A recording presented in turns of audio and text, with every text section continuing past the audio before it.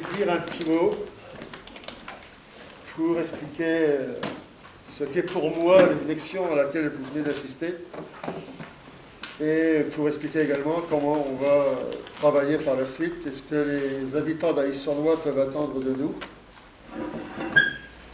Vous m'excuserez de rester assis, mais j'ai des problèmes avec ma jambe.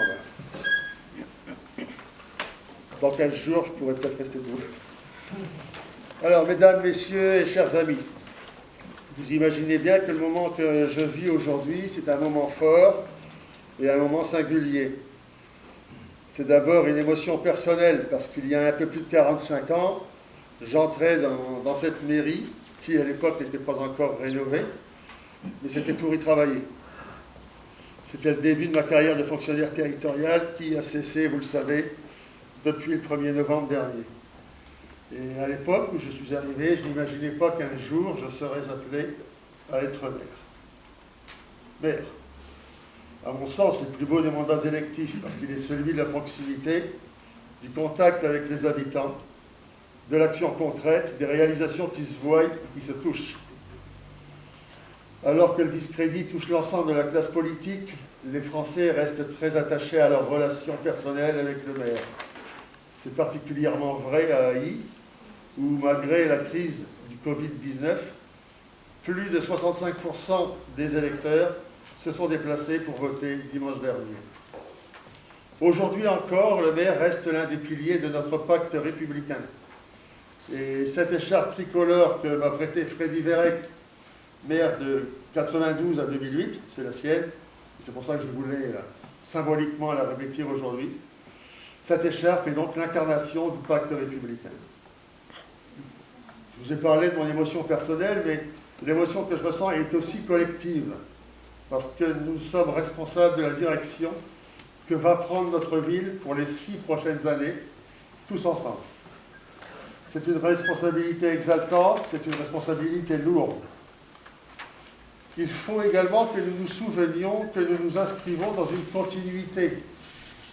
On dit apporter sa pierre et une ville, c'est une construction. Nous allons apporter nos pierres à l'édifice, comme d'autres l'ont fait avant nous, comme d'autres le feront après nous. Et je souhaite insister. Nous n'allons pas faire table rase du passé. Nous n'allons pas détruire ce que d'autres ont construit. Nous n'allons pas défaire pour le plaisir de défaire. Je serai le maire de l'embellissement de la ville. Je veux que nous ayons tous le plaisir de retrouver une ville rénovée, verdoyante, fleurie et agréable.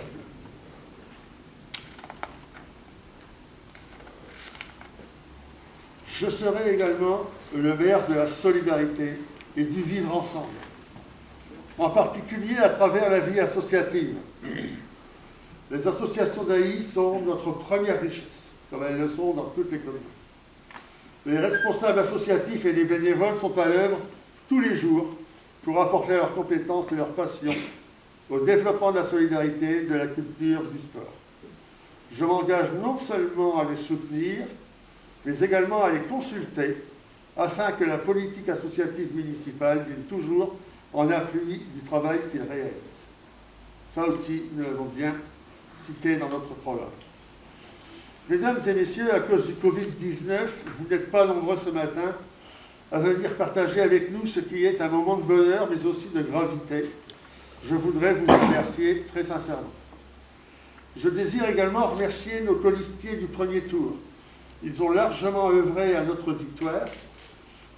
Je souhaite remercier tous nos sympathisants, nos amis, nos familles, qui nous ont apporté une aide, des conseils et aussi une aide pour le tractage parfois. Je remercie tout particulièrement Patricia, mon épouse, qui ne voulait pas que je le dise, sans qui rien n'aurait été possible. Pour son soutien, sa patience, ses encouragements constants, quand elle me reprenait aussi, elle est mon équilibre.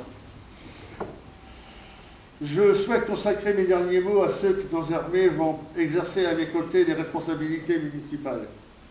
La mairie, c'est le visage de la République dans notre ville.